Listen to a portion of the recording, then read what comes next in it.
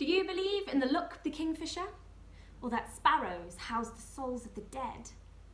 Maybe you just tip your hat at the passing magpie.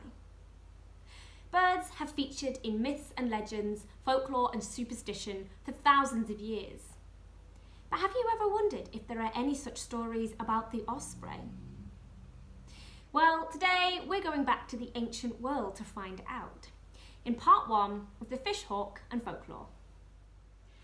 We begin in ancient China with one of their oldest and most well-loved poems, Guanju. Written in the 7th century BC, the poem tells the story of a young nobleman seeking to match with a fair maiden.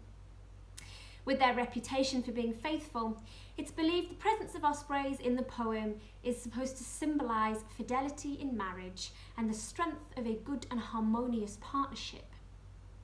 The title of the poem, Guanju, is said to represent the noise the ospreys make, and the opening line reads like this.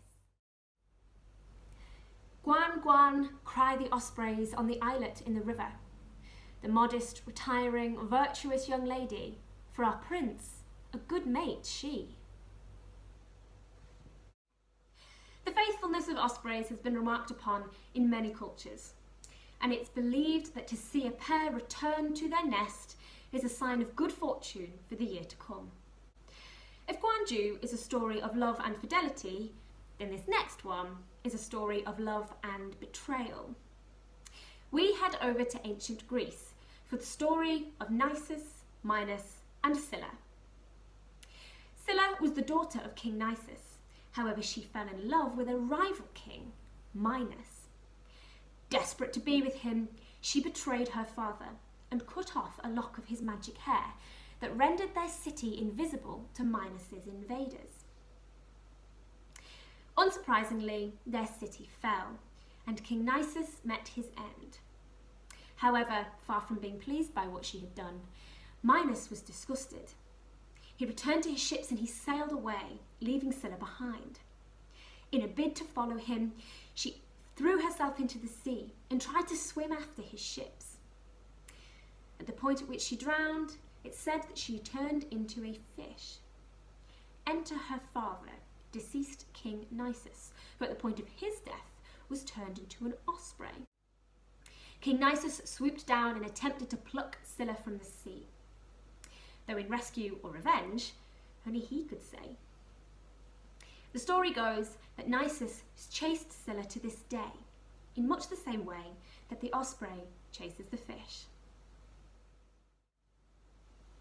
We finish our video in the ancient Roman Empire with author and naturalist Pliny the Elder. In his writing about eagles, Pliny claims there are 6 kinds, with the 6th being known as Haliartus. About Haliartus, he writes the following.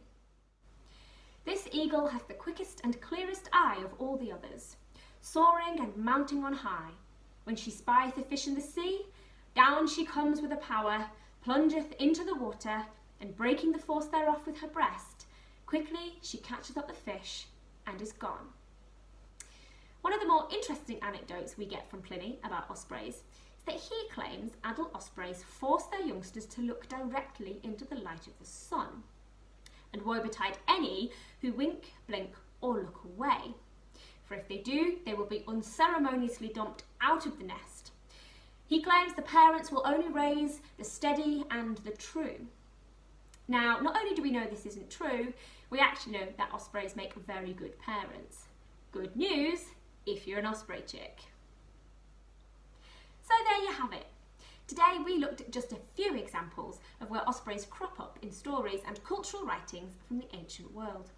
Join us soon for part 2, where we're starting in the medieval period to see what else we can find. I'll see you there.